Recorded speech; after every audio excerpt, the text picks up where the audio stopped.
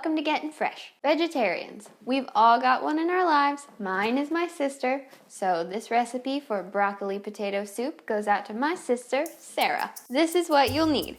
A big russet potato, a couple heads of broccoli, a large yellow onion, a few cloves of garlic, depending on how many you like, how garlicky you want your food. You can either use 2 or 4. I'm using 4 because I like garlic. Olive oil, some red pepper flakes for a little bit of heat, salt, pepper, and veggie broth, which if you want to make this sort of meaty, you could use chicken or beef broth, whatever you want, but I actually really like the veggie broth in here. You will also need a drink to have while you are making your food because that makes everything better.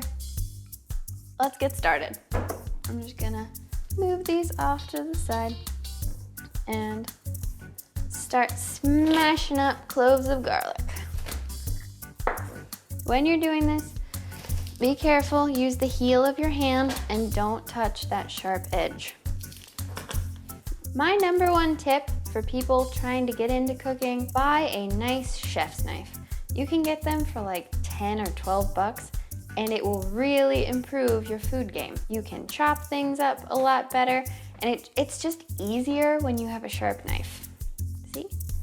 So easy. Wow! Get all the peels off of your garlic. And everything in this recipe is going to be a really rough chop because at the end, we'll just be pureeing all of our soup in a food processor. So this is the ultimate quick and easy comfort food, you know? Especially since it's winter, it's really cold and dreary and just like don't even want to get out of bed. Except wait, there's soup, so now you have a reason to live. I'm just gonna chunk up my garlic.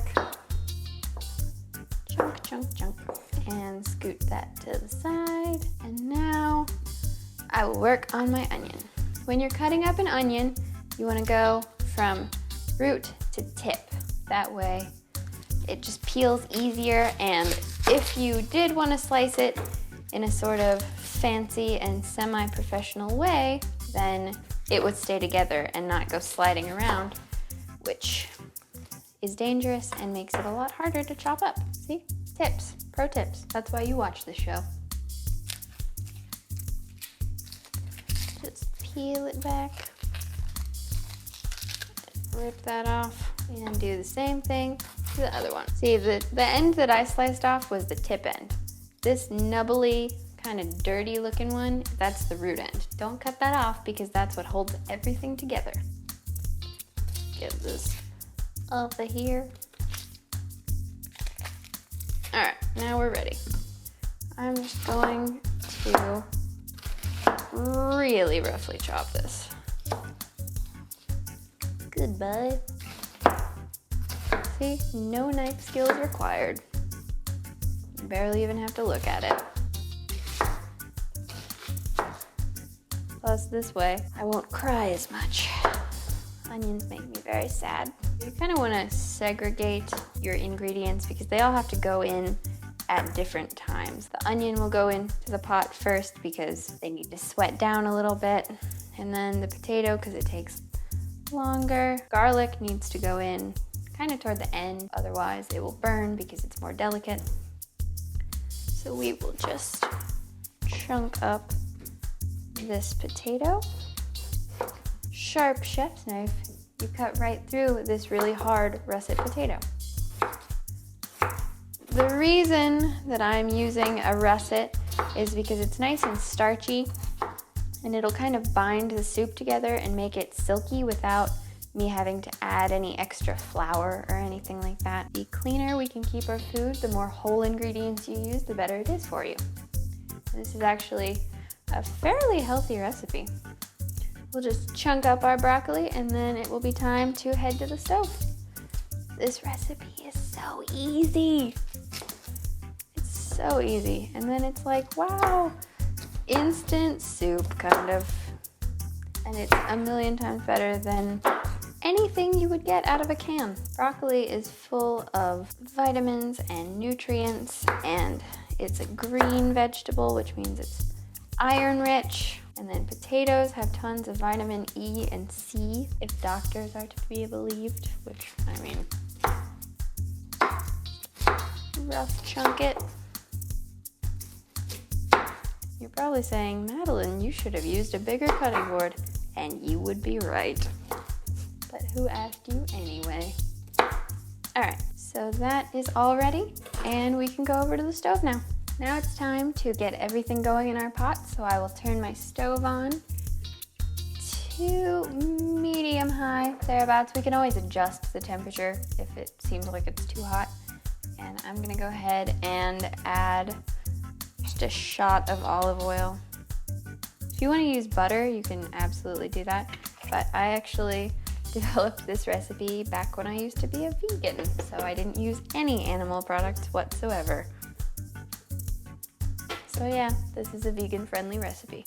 There you go, you're welcome. Once the oil gets heated up, we'll add our onions, and then we'll just go from there. Now we're ready to add our onions, since this pan and the oil are nice and hot, so just go ahead and scoot all of that in there.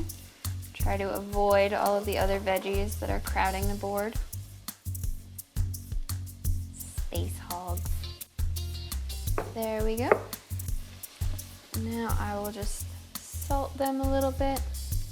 The salt just helps to draw a little bit of the moisture out more quickly so that we can get to eating faster, because that is the goal. Just stir that around, get everything kind of nice and coated with oil. And we'll just let that sweat for about 3 minutes. It's been 3 minutes. Our onions are starting to get softer and more translucent, and now we will add both our garlic and our potatoes. Just stir these puppies in, and they will go for another few minutes. Not too awful long, because the real cooking happens once you add in the broth. It's been another 3 minutes. I'm starting to smell the garlic coming out of our pan, so I'm gonna go ahead and add all of this broccoli. Runaway broccoli. All right, that's good. We will give this a stir just to make sure that everything is coated in olive oil. Turn it down a little bit. Gosh, you're so noisy. All right. So there's that. I'm just gonna add another big pinch of salt, because potatoes and vegetables in general just kind of suck up salt. And we will give a preliminary crack of pepper. And add in our vegetable broth. This is just store-bought broth. That's what I've always used in the past, and it's always turned out really yummy. I'm using 2 cans, which are 14 ounces each, so 28 ounces of broth total. Very fancy. I'm just gonna stir this to evenly distribute that salt and pepper. We'll pop a lid on this and let it boil away for about 15 minutes, I would say, until the potatoes are soft, and basically you just want all of your veggies to be soft enough to blend up. So there we go. Turn the heat up a little bit higher. And now we wait.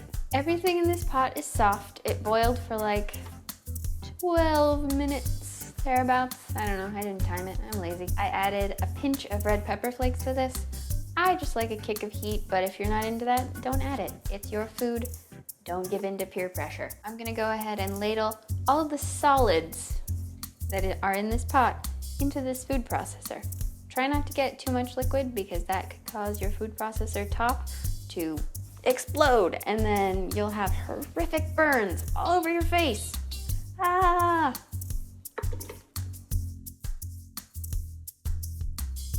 If you don't have a food processor, you could use a blender and do it in smaller batches than this, or you could even take a potato masher and really get in there with some elbow grease, because you're a strong, independent woman. But I happen to have a food processor that my mom gave me, so that's pretty nice. Or, I mean, if you're into it, like, you can eat this chunky, that's fine. Do what you want. All right, that's good. So we will pop the top on there. I'm gonna take this stopper out and just cover it with a towel so it doesn't like splatter everywhere. But here we go. This is gonna be loud.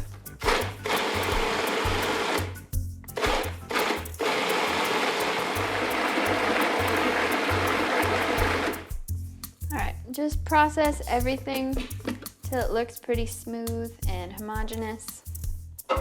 And then we will carefully dump it all back into our pot.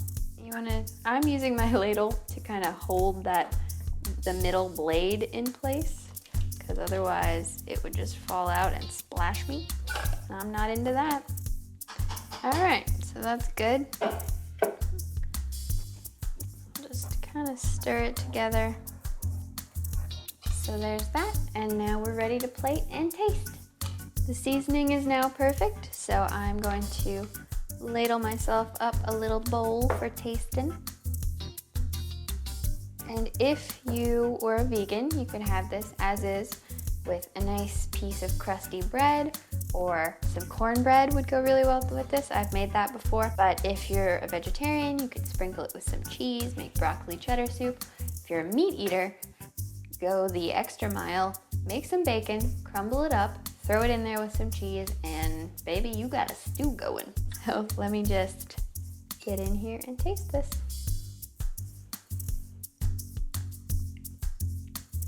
Oh, heck yeah, that's so good. So for Sarah and any other vegetarians out there, this is a delicious broccoli potato soup that you can make in like 20 minutes. So there you go. See you later.